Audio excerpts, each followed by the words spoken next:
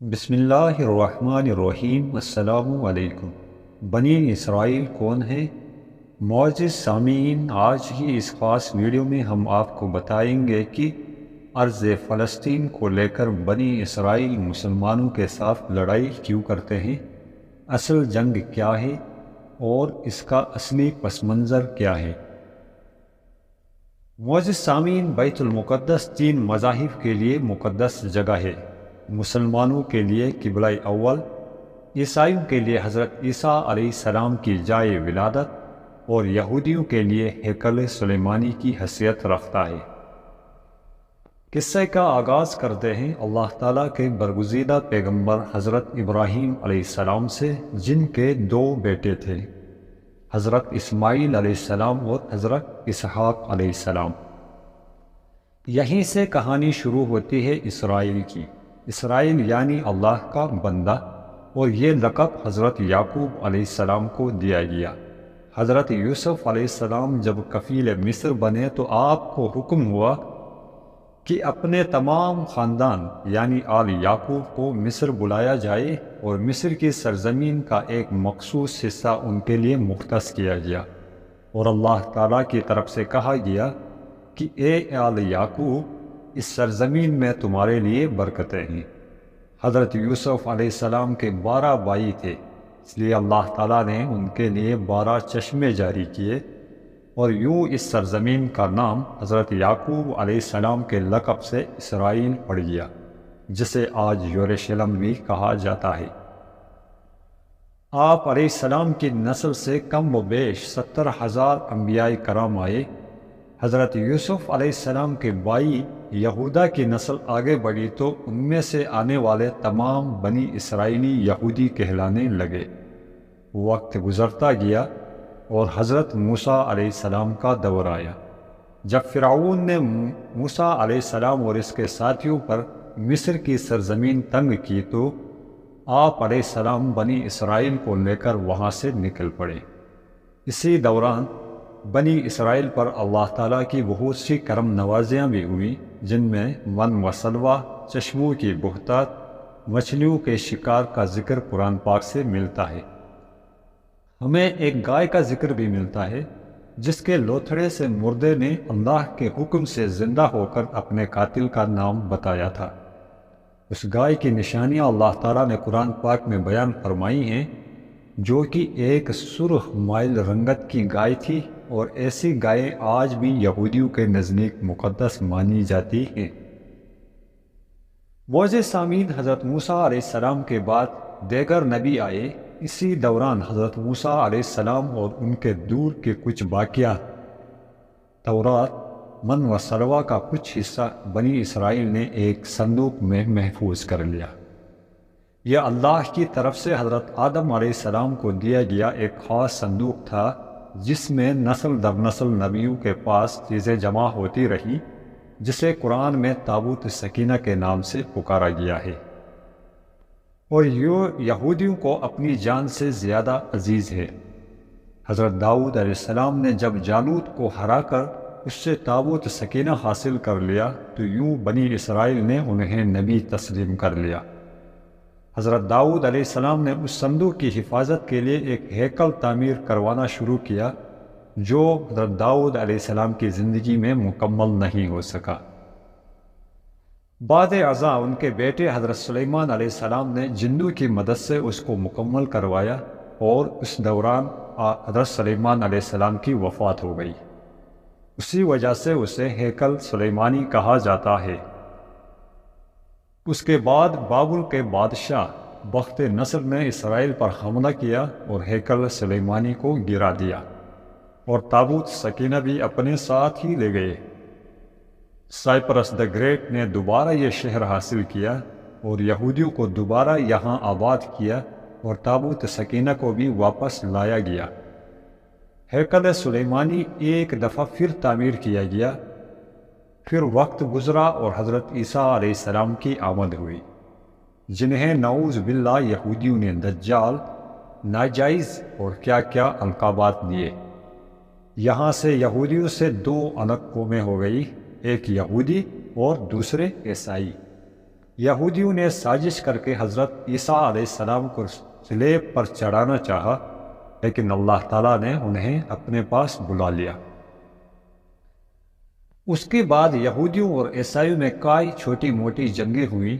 پھر عیسائی رومی بادشاہ ٹائٹس نے اس شدت سے یروشلم پر حملہ کیا کہ اس پورے علاقے کی اینٹ سے اینٹ بجا دی، ہیکل سلیمانی کو گرا دیا، جس کی صرف ایک دیوار اس وقت اپنی اصلی حالت میں موجود ہے، جسے دیوار گریا کہا جاتا ہے، جہاں یہودی جا کر تورات کی تلاوت کرتے ہیں اور گروزاری کرتے ہیں۔ تابوت سکینہ بھی نہ جانے کہاں غائب ہو گیا۔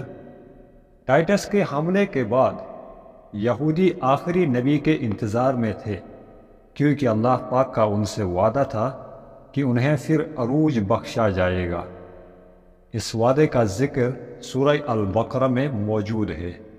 اے بنی اسرائیل، اللہ تعالیٰ کی ان نعمتوں کو یاد کرو جو تم پر کی گئی، اور اپنا وعدہ پورا کرو، یعنی ایمان لے آؤ، تاکہ ہم بھی اپنا وعدہ پورا کریں۔ قیامت کی نشانیوں میں سے ایک نشانی یہ بھی ہے کہ ہیکل سلیمانی کی 3 دفعہ تعمیر ہوگی، جو کہ 2 دفعہ مکمل ہو چکی ہے۔ معزز سامعین، یہودی اپنے مسیحا آخری نبی کے انتظار میں تھے کہ ٹائٹس کے حملے کے 500 سال بعد نبی آخر الزمان حضرت محمد مصطفیٰ صلی اللہ علیہ وآلہ وسلم کی ولادت ہوئی۔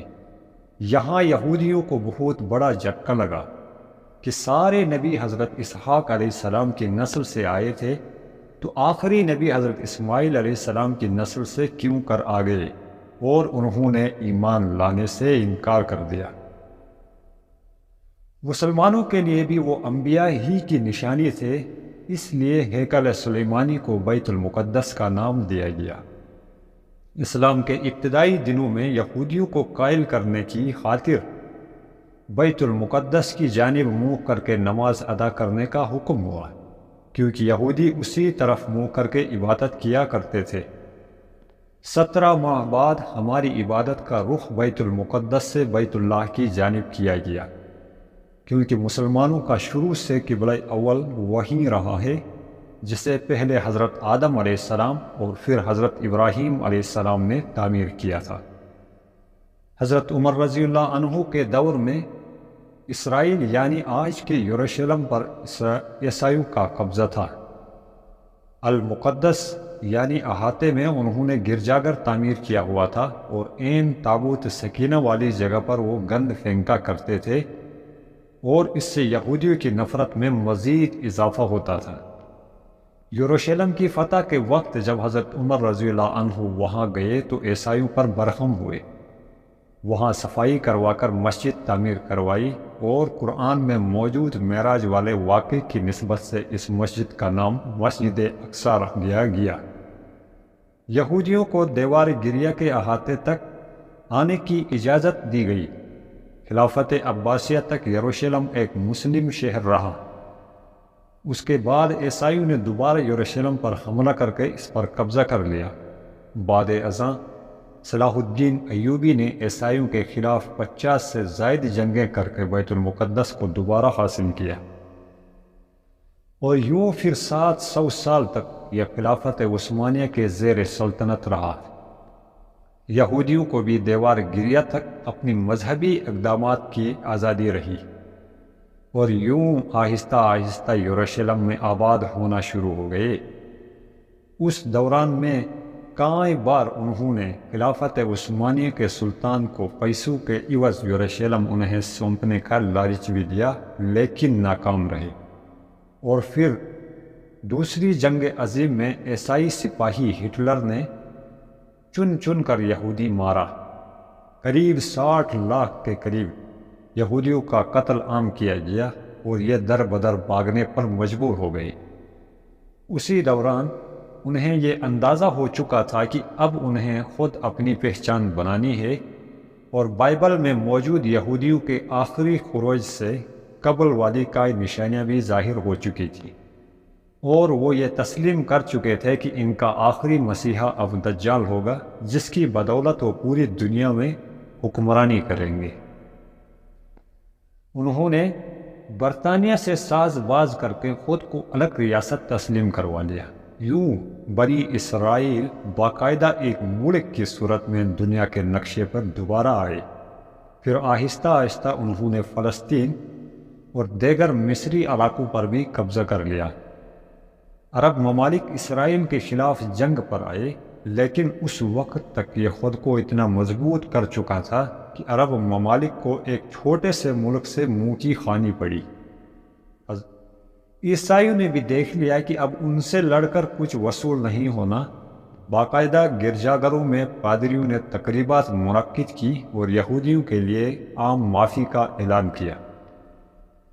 یوں سیاسی اور اقتصادی مفاد پرستی نے 2000 سالوں سے ایک دوسرے کے عظمی و جانی دشمنوں کو ایک صف پر لا کر کھڑا کر دیا۔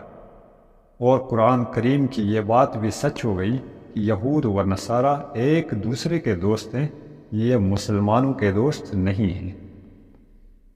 یہودیوں کے عقائد کے مطابق وہ ہیکل سلیمانی کی حفاظت نہیں کر پائے تو خود کو قصوروار کہتے ہیں، خود کو سزا دینے کے لیے زنجیروں اور چمڑے سے پیٹتے ہیں اور دیوار گریا کے پاس آہوازاری کرتے ہیں۔ وہ ایمان رکھتے ہیں کہ تیسری بار انہیں پوری دنیا پر مکمل حکمرانی حاصل ہوگی اور اس کے لیے انہیں مسجد اقصی کو گرانا ہوگا، جس کی تیاری وہ کر چکے ہیں۔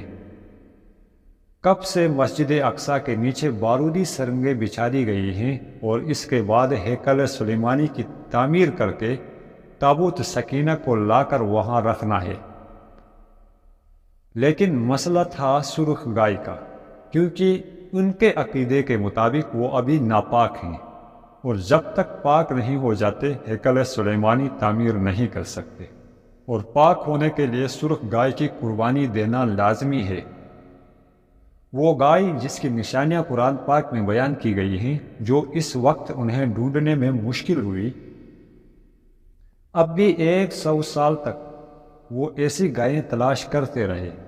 ٹیکنالوجی کا استعمال کرتے ہوئے بچے پیدا کرنے کا کامیاب تجربہ کیا۔